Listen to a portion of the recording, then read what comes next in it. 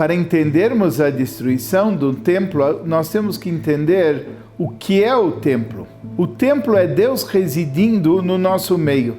Quando o povo, infelizmente, peca, não fica agradável para Deus estar junto conosco.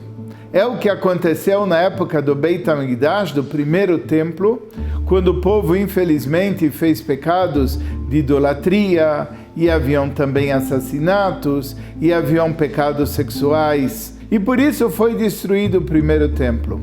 O segundo templo foi destruído por um motivo diferente.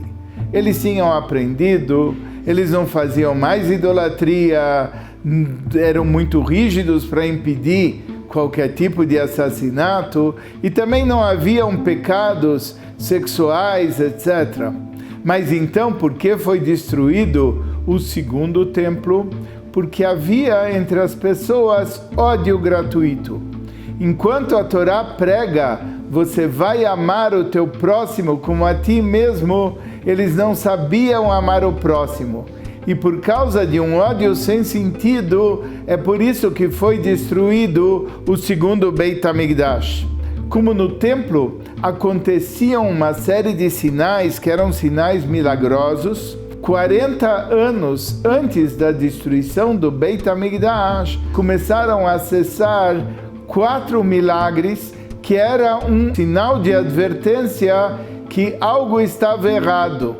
E que, como consequência, se nós não nos arrependêssemos, o templo poderia vir a ser destruído. Quais foram as 4 coisas? No dia de Yom Kippur, no dia do perdão, há um sorteio do chamado bode expiatório.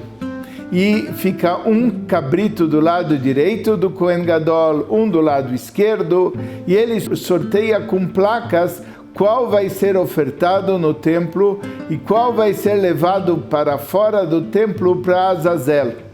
Nesse sorteio, no decorrer de 40 anos, nunca mais a placa da direita era sorteada. Um outro milagre ligado a isso, esse cabrito tinha uma faixa vermelha, e quando aquele cabrito era levado, o bode expiatório era levado para um local chamado Azazel, aquela faixa, ela se transformava de vermelho em branco, e isso era um sinal de que os pecados estavam sendo perdoados.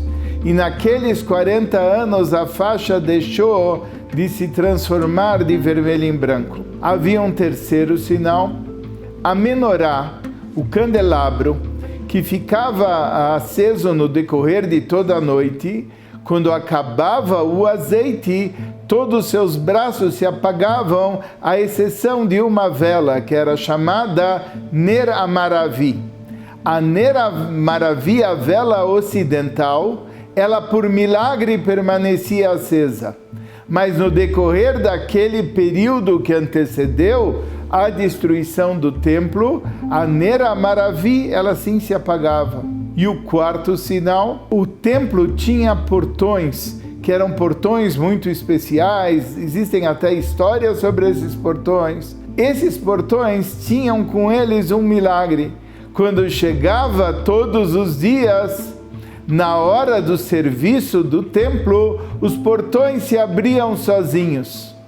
E quando ocorreu esse período dos últimos 40 anos antes da destruição do templo, os portões deixaram de se abrir. Até Rabbi Yochanan ben Zakkai, ele trouxe um verso de Zechariah e ele advertiu os portões. O que ele estava fazendo era um sinal que estava nas profecias no capítulo 11 de Zechariah, que ele falou: se vocês não se abrirem, isso é um sinal de que o templo um dia virá a ser destruído.